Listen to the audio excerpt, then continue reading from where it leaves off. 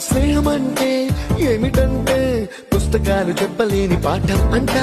కోరుకుంటే చేరదంట, వద్దు అంటే వెళ్ళదంట. నేస్తమంటే ఏమిటంటే కన్నవాళ్ళు ఇవ్వలేని ఆస్తేనంట.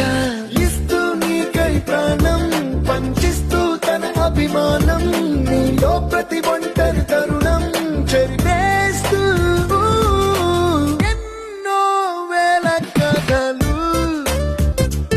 అరే ఇంకో కథ మొదలు. छोटी छोटी छोटी छोटी छोटी छोटी बातें,